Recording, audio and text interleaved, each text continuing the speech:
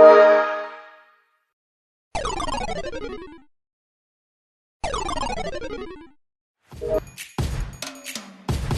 semuanya, selamat datang di kanal YouTube gua lagi. Di video kali ini gua masih akan bahas soal game-game yang populer di rental PS2. Nah, siapa nih yang udah nonton video gua yang kemarin dan ada gak game kesukaan lu di sana? Kalau gak ada mungkin nanti ada game kesukaan lu di video ini. Oke, tanpa berlama-lama lagi, kita mulai aja videonya sekarang.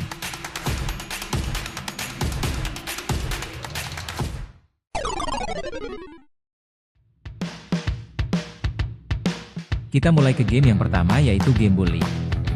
Kalau dulu sering main di rental PS2, salah satu game yang cukup unik adalah game Bully. Game ini dirilis tahun 2006 dan dikembangin sama Rockstar Vancouver, lalu dipublikasi sama Rockstar Games.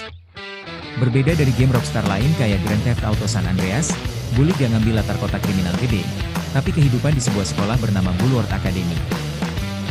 Justru karena latarnya sekolah, game ini terasa berbeda banget lah dan langsung menarik perhatian pemain di era PS2.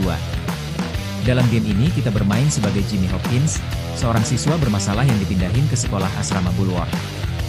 Sepanjang permainan, kita akan ngejalanin berbagai misi yang berhubungan sama kehidupan sekolah, kayak ikut kelas, bantu atau lawan kelompok siswa lain, sampai jelajahin kota kecil di sekitar sekolah. Gameplaynya terasa kayak versi mini dari GTA, tapi sama aktivitas khas sekolah kayak pelajaran kimia, olahraga, atau sekadar keliling halaman sekolah. Hal unik dari Bully adalah karakter utamanya yang gak sepenuhnya baik, tapi juga gak benar-benar jahat. Jimmy sering terlibat dalam berbagai kenakalan kayak gangguin murid lain, bikin kekacauan, atau bahkan membuli karakter lain. Konsep ini sempat dianggap cukup kontroversial karena tema bullying yang diangkat secara langsung. Walaupun begitu, game ini sebenarnya juga nunjukin gimana Jimmy hadepin berbagai kelompok siswa yang bermasalah di sekolah. Justru karena konsepnya yang unik, Bully sangat diingat bagi pemain rental PS2. Banyak bocil-bocil yang tertarik karena game ini terasa kayak GTA versi sekolah, sama kebebasan menjelajah dan bikin kekacauan kecil di lingkungan sekolah. Aktivitasnya juga beragam dan sering terasa lucu atau absurd. Itulah yang bikin Bully tetap dikenang sampai sekarang sebagai salah satu game paling unik dan berbeda yang pernah hadir di era PS2.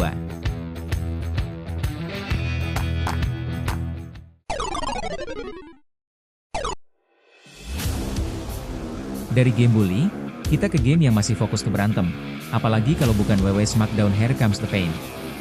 Game ini dirilis tahun 2003 dan dikembangin sama UVS terus dipublikasiin sama THQ. Pada masanya, game ini dianggap sebagai salah satu game WW terbaik di era PS2 karena ngehadirin banyak pegulat terkenal dan sistem pertarungan yang lebih seru dibanding seri sebelumnya.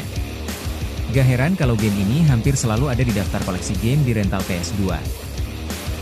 Gameplaynya berfokus pada pertarungan gulat, sama berbagai jurus khas yang dipunya sama setiap pegulat. Pemain bisa memilih karakter terkenal kayak The Rock, Stone Cold Steve Austin, sampai Brock Lesnar. Setiap karakter punya finishing move ikonik yang bisa digunakan setelah mengisi meter khusus. Selain mode pertandingan biasa, game ini juga punya mode cerita dan fitur bikin karakter sendiri yang bikin pemain bisa ciptain pegulat versi mereka. Salah satu hal yang bikin game ini sangat menarik, adalah sistem grappling dan variasi gerakannya yang terasa lebih bebas. Pemain bisa lakuin berbagai bantingan, submission, dan serangan dari berbagai posisi di ring. Untuk ukuran game PS2, animasi pertarungannya terasa cukup realistis dan bikin setiap pertandingan terlihat dramatis, kayak di acara WW asli.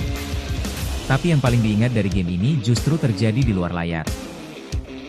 Banyak bocil-bocil yang setelah mainin game ini langsung coba niruin gerakan gulatnya di dunia nyata. Kadang mereka coba lakuin bantingan atau finishing move ke teman atau saudara mereka, tentu aja tanpa ring gulat yang aman. Walaupun sering berujung dimarahi orang tua, momen-momen kayak itu bikin WW Smackdown Here Comes the Pain jadi salah satu game paling diingat dari masa-masa main di rental PS2.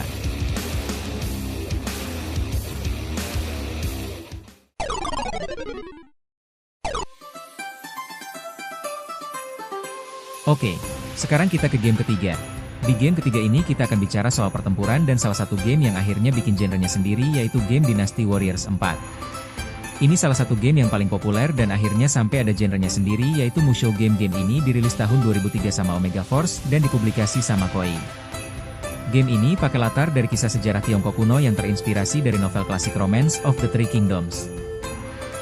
Di era PS2, Dynasty Warriors dikenal sebagai game perang gede di mana satu karakter bisa lawan ratusan musuh sekaligus di medan perang yang luas. Gameplaynya berfokus sama pertarungan skala gede di mana pemain bisa pilih jenderal dari berbagai kerajaan kayak kerajaan Wei, Shu, atau Wu.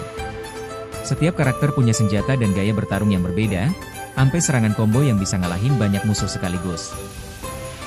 Selain bertarung, pemain juga harus ngebantu pasukan sekutu, ngerebut markas musuh, dan selesaiin berbagai objektif di medan perang. Sensasi jadi seorang jenderal yang mimpin pertempuran gede jadi daya tarik utama dari game ini. Salah satu hal yang paling diingat sama banyak pemain adalah kehadiran Lu Bu. Karakter ini terkenal sebagai salah satu musuh paling kuat di seluruh seri Dynasty Warriors, bahkan ada yang paling karakter ini OP parah. Ditambah lagi sama kudanya yang legendaris, Red Har, yang cepat banget dan bikin dia semakin berbahaya di medan perang. Ketika Lu Bu muncul, biasanya permainan langsung terasa jauh lebih sulit. Bahkan banyak pemain yang pilih buat hindarin Lu Bu daripada coba neglawan dia secara langsung, terutama kalau dia cuma muncul sebagai bos opsional. Kombinasi kekuatan gede dan kecepatannya bikin dia terasa OP banget. Justru karena reputasi itulah Lu Bu jadi karakter yang paling diingat di Dynasty Warriors 4. Di rental PS2 dulu, sering ada pemain yang kasih peringatan ke temennya untuk gak lawan Lu Bu.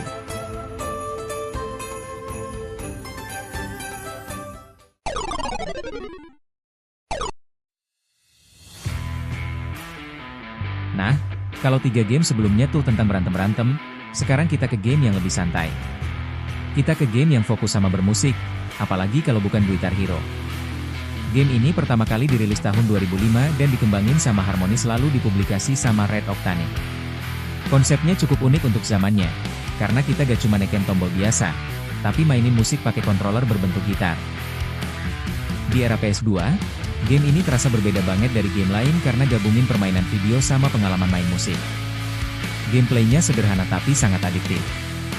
Pemain harus tekan tombol berwarna di controller gitar sesuai sama not yang muncul di layar, sambil ikutin irama lagu yang lagi dimainkan.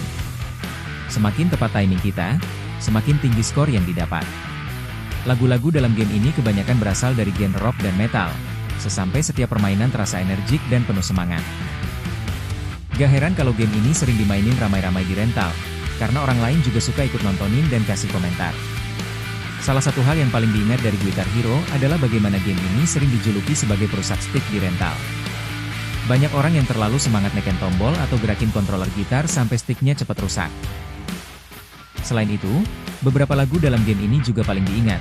Salah satunya tentu aja Canon Rock yang terkenal karena tingkat kesulitannya yang tinggi dan melodinya yang sangat ikonik. Nah, yang menarik lagi, di beberapa tempat bahkan ada versi mod dari Guitar Hero yang masukin lagu-lagu Indonesia ke dalam game. Hal ini bikin pemain bisa mainin lagu lokal favorit mereka sama gaya Guitar Hero. Karena konsepnya yang unik, musiknya yang seru, dan pengalaman main yang berbeda, Guitar Hero jadi salah satu game paling berkesan dari masa-masa bermain di rental PS2.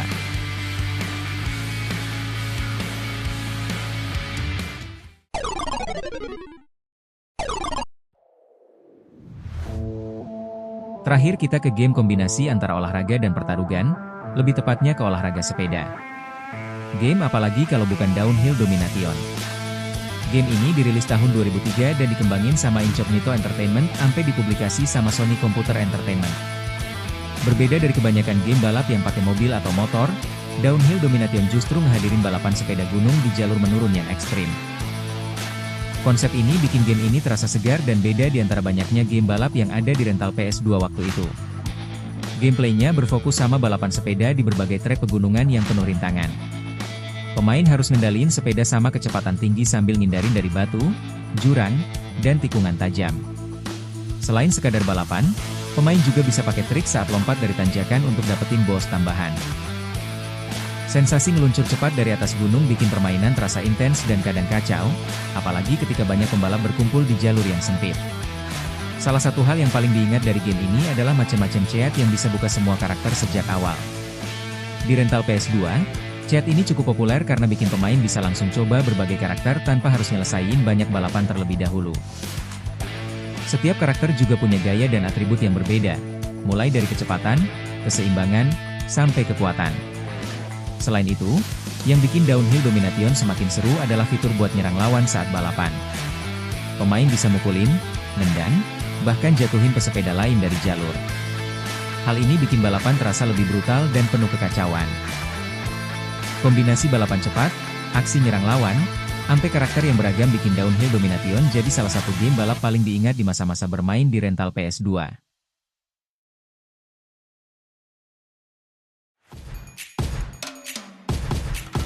Nah, segitu aja untuk video kali ini. Jadi itu tadi 5 game PS2 yang populer di rental yang sering dimainin sama orang-orang. Kira-kira ada gak game yang pernah lu mainin yang masuk ke dalam daftar itu? Kalau ada jangan lupa buat komen ya. Terus tolong juga support kanal ini karena support lu semua itu sangat berarti buat gua.